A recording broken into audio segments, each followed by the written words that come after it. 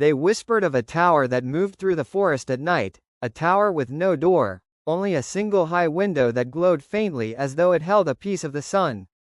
Travelers claimed to see strands of light trailing down the trees, clinging like cobwebs of fire, and those who followed the glow never returned.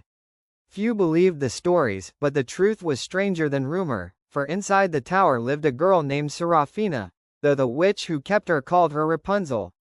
Her hair was not just golden, it was alive, a river of light that could heal wounds, summon fire, or whisper secrets when the moon was high. The witch had stolen her as a child, not out of love, but hunger. Every strand of Rapunzel's hair fed her youth, every song she sang fed the tower's power. Rapunzel grew up with no reflection, no knowledge of her true face, for every mirror in the tower was shattered. Yet she dreamed of freedom.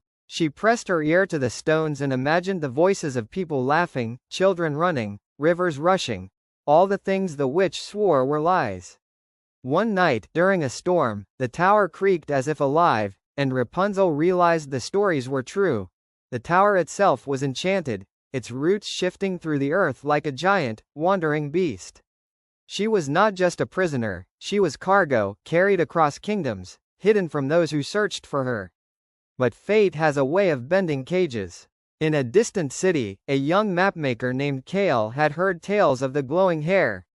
Unlike the rest who feared the stories, he was drawn to them, for his own sister had vanished years ago, taken by shadows, and he believed the girl in the tower might hold the key.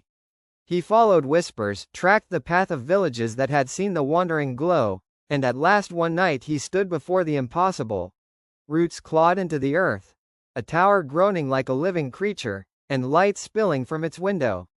When he called, he expected silence, but Rapunzel's voice answered, soft and uncertain, as if unused to strangers. Suspicion burned between them, but so did curiosity. She let down her hair, not as a rope but as living strands that curled around him like gentle serpents, lifting him upward. Their meeting was awkward, filled with questions. Who are you? Why are you here? What do you seek? But slowly, Kale told her of the world, of maps, of oceans wider than imagination, of stars that could guide even the lost. For the first time, Rapunzel felt the world tugging at her heart like a tide.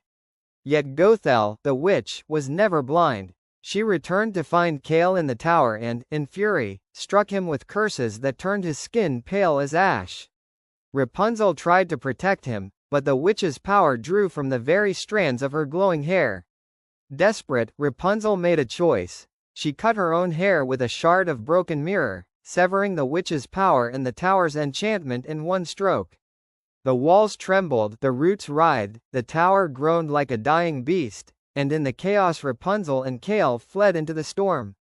The wilderness was harsh, the witch's curse still burned in Kale's veins, but Rapunzel discovered a new power. Her tears, born not of despair but of fierce will, carried the light the witch had stolen for years. With each tear, Kale grew stronger, and the land itself seemed to awaken, flowers blooming where her steps fell. But the witch was not gone. Gothel rose from the rubble, more monstrous than human, feeding on the last scraps of magic from the fallen tower, her hunger endless. She hunted them across mountains and rivers, her voice slithering into Rapunzel's dreams, promising safety if she returned, death if she refused. In the final battle beneath a forest of black thorns, Rapunzel faced her captor not as a frightened child but as a woman who had carved her own freedom. She let her hair, now short and wild, blaze with the last of its light, burning away Gothel's illusions. The witch screamed as the magic consumed her, leaving nothing but ash scattered in the wind.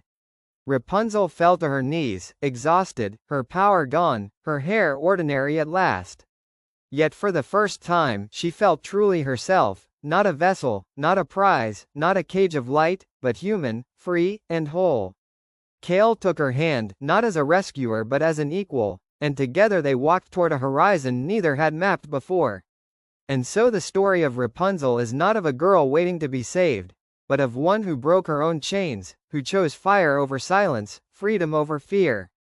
For towers may move, witches may hunt, and magic may fade, but the will to be free burns brighter than any spell, and once lit, it can never be caged again.